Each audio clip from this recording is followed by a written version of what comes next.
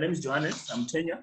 Important to note is that whenever there was, with Rio Tinto, whenever there was dispute, whenever there was misunderstanding between the two parties, the parties will convene meetings because there is a dispute procedure provided for in our procedural agreement.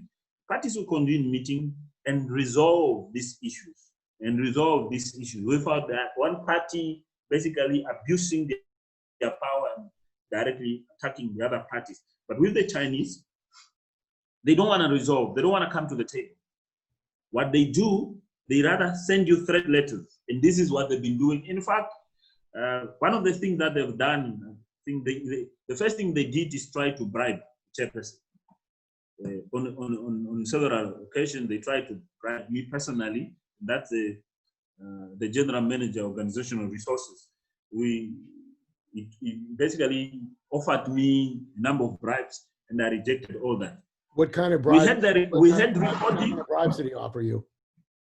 What kind of bribes did he offer you? He offered me promotion. He offered to buy my sister a car, to send my sister to China for studies, political advancement, and all that. I had all that on a recording.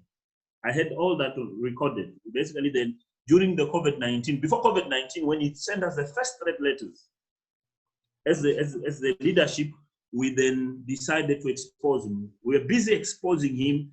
We crafted the letter that was to send to the board of directors. But then we think our letter that we were about to send to the board of directors was intercepted by them because we're using their system. We're using a system to draft this. As the secretaries were exchanging the letter, that particular letter that we did the drafting, exposing him, was intercepted. So with the interception of that letter, they then send this particular man that was mentioned in that letter, the one who was threatening us, they send him on indefinite leave. So COVID-19 came, my device basically broke. And after my device broke, and then at the same time, we also then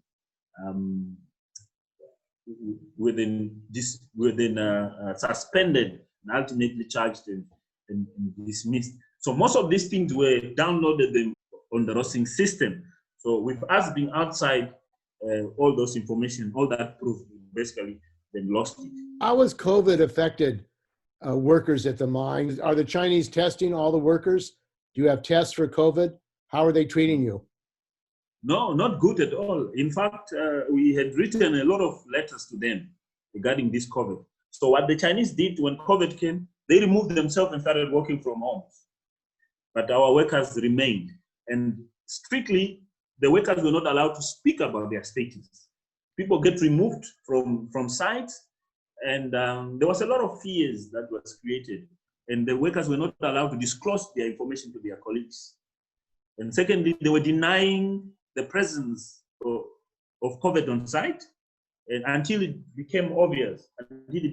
People were even told not to tell anybody that they are exposed to COVID.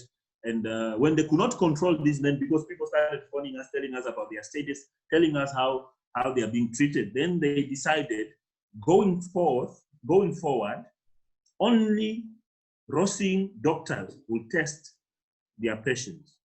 So that when result comes, this result is kept by them. This result is not known by a third party. So they'll just look at the result and then keep it. And then they'll just keep that person outside and treat him, but they don't tell him what is he sick of. So these are the complaints that we received. And even people are told to come back to work while they are positive. And this is also under attack. China, since they came, they've actually written us letters wanting to change the medical scheme that we currently have. The agreement that we have in Rössing pays 82%, and then we pay 18%. So the 700 that I told you about, so 82% of that is supposed to be paid by Rössing, by the uranium. And then the 18% we should then contribute. So since China came, they said this medical aid is too expensive. This medical aid is too expensive. They want to do away with it. So they've been pushing. They wrote us letter. They brought in cheaper medical aid, trying to convince employees to basically then move over to the cheaper medical aid. So when we were there, they were not successful with that. So we heard now that they are pushing to make sure that this medical aid basically then takes over by at least end of December. So if an employee got sick, the medical aid then took care of his medical bills. One of the things they did was to, first of all, threaten us, send us threat letters. We have in our possession threat letters, where they've sent us and say we're going to take disciplinary actions against you and all those stuff. So when we replied to them to tell them, look, in terms of our legislations and our agreement, we have a right to represent the employees and take up this issue on their behalf. They realized they will not succeed with us. He tried to convene meetings, call them to come and meet and to talk about the issues. It did not succeed. They did not want to meet with us. They did not want to meet with us. He just met the Chinese. Meetings were set up with the Chinese. I remember 2 meetings, and they just never showed up. Comrades, enough is enough with exploitation of workers. Enough is enough with outsourcing of our work. If the management want to exploit workers, they must go back to where they came from and let our own people run Rössing. We have enough minds and we have enough people with enough capacity in Namibia to run this organization. Viva workers, viva! Viva! Viva workers, viva! Viva!